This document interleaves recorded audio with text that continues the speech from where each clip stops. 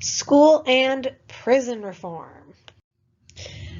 So, we've seen before that we've got these antebellum reforms going on, and a lot of it's coming from evangelical Protestantism, but a lot of it also is going to come from the European Enlightenment. Basically, a lot of Americans are going to view America as having this really unlimited potential to fashion the model republic that has the most virtuous and the most intelligent citizens. However, if you're wanting to have this kind of republic, you need your citizens to be educated. So this is going to bring about school reform. Before 1820, schooling in America, generally it is informal and it's haphazard at best. It was generally for the rich. It would be like private tutors and academies. You get for the urban poor, the occasional charitable school. And in rural areas, it tended to be one-room schoolhouses that were open for a couple months each year. Really, these kinds of formal education as well were only at the primary level. But then we get the working men's movement, specifically in like the eastern cities and a lot of the New England area in like the 1820s. This is going to really be a movement where we're getting the people are politically demanding free tax-supported schools. So basically free public education. They wanted this guarantee that, no matter how poor a citizen was, they could achieve meaningful liberty and equality through education. Now, initially, these proposals are going to meet stiff resistance, especially from like wealthy property holders, because they didn't want to pay taxes to support the education of the working class. But you have to remember that politically, Jacksonian America, more and more, we're seeing that there is universal white male suffrage, which means the working class is getting to vote more and more, and especially in New England. And so that's where the breakthrough is really going to occur. Massachusetts in 1837 will be the first state board of education to demand that the state government assumes centralized control over the schools of Massachusetts. And if they're going to take control, they're going to have certain standards. So this would include things like compulsory attendance, common textbooks, professionally trained teachers, and then graded competitive classes of age-segregated students. Now, as much as this is moving forward, keep in mind there are people who are against it. For instance, some people would resist the compulsory attendance laws because with a longer school year, this means that their children can't work as much. And a lot of times families needed their children to work and to earn wages to survive. You also see farmers against it, especially in like rural areas, because they wanted to maintain their own local control over schooling, as well as they wanted to block higher taxes that would pay for these schools. You see Catholics are going to protest against it because they felt like the school reform was going to try to like indoctrinate all students to a more middle class Protestantism ideals. But despite these people being against it, basically the school board is going to prevail through. The thing is, there's others that were really for it as well. For instance, manufacturers are going to hope that schools might turn out a more obedient and punctual labor force. A lot of skilled and prosperous workers were hoping that their children would have more upward mobility with this kinds of education. And then school reform in general is also going to really appeal to the growing northern middle class, because think about a lot of their reforms have that moral background to that, And they see this moral and economic discipline that a student would learn at school as basically being essential for progress to occur within society on a whole. We're also going to see coming out of this a new class of young female teachers who are going to increasingly staff elementary schools. And this is seen as acceptable because, oh, you know, women are more nurturing than men in the ideas of this time. And so this gave them entry into teaching. There's also something else to be said that they could teach women less. And I want you to think about that. How many of your teachers, especially like in elementary school, were women? So, and the idea was that these women would, you know, accept low wages while they were waiting to get married. So this brings us to 1850. At this point in time, just over 50% of white children between the ages of 5 and 19 would be enrolled in school in 1850.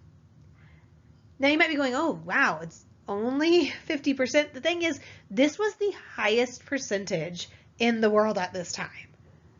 Now, generally what happens is working classes tended to pull their students out at earlier ages because they had to go to work earlier versus like higher income middle class parents. And then when you're going to the South, generally speaking, planters are still going to rely on like private tutors or academies. And Southern farmers really saw very little need for public education. So when you're looking at the slave states, and especially like the lower South slave states, they tend to lag behind the rest of the nation when it comes to public education. Which brings us to another part of American society: prisons, workhouses, and asylums. So up until this time, so up until Jacksonian America, efforts to cope with like crime, poverty, and social deviance basically depended on voluntary efforts. But the reformers of this time period are going to see this as inadequate. And they're going to turn to public authorities to establish new institutions, new penitentiaries, and new workhouses, as well as things like mental hospitals, orphanages, and reformatories. I should also note here, a lot of this comes from women getting involved in reform. They would get involved in the Temperance Reform, and like they would go visit a prison to talk about the evils of alcohol. And then what would happen is they would be appalled by the state of the prison. And so this would lead to prison reform. So it's kind of one of those things that a lot of these other reforms end up coming out of temperance, interestingly enough. The thing is, we're also going to see this reform movement of these areas of society gain a new attitude towards these conditions that basically until Jacksonian America, these conditions had been seen as like inevitable and irreversible. Oh, you were a criminal. Oh, it was inevitable that you were going to become a criminal. And obviously I've talked about the issues with inevitable and that it takes human agency out of it. The thing is, society never really had thought to rehabilitate criminals. Prisons had basically been where you hold criminals before they were fined, whipped, or mutilated, basically before they were punished or like executed, for instance. But now with the reformers of the Jacksonian era, they believed that, you know, criminals, the poor, and just other deviants could be morally redeemed. The idea was that people's environments basically shaped their character for good or evil. And so if you properly shaped their environment in the prison, then you could instill, you know, discipline and moral character. It's a bit more complicated than that in reality because there's a lot of socioeconomics that goes into criminal charges and things like that. But you can see this reasoning here. So we're going to see these reformers have a really high expectation for the new penitentiary systems that are being established in like the 1820s. A lot of these prisons that were being built were huge. They would isolate the prisoners basically from each other as well as the outside world. And the idea was they were trying to cut off any kind of like corrupting influence.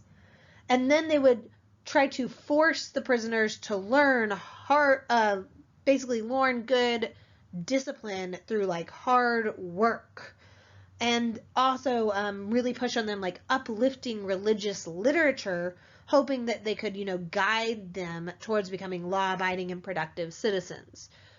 Like I said before, it's a lot more complicated than this idea, but you can see this is still a more progressive idea than, oh, they were just inevitably going to be a prisoner. They were going to be a criminal.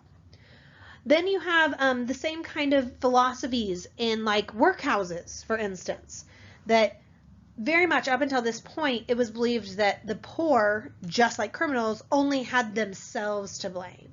And so they wanted to change their environment. And so it would be things like they'd use a regimen of discipline, generally around physical labor, to cure the poor of their moral defects.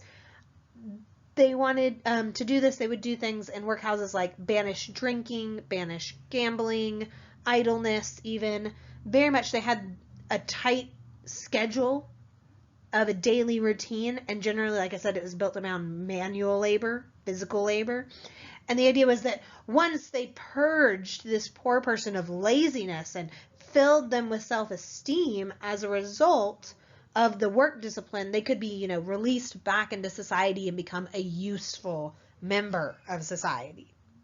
Never mind that there's a lot of, economic issues that could cause someone to be poor, and socioeconomic issues as well. So like I said, they're not looking at the full picture at this time period, but still a step towards that.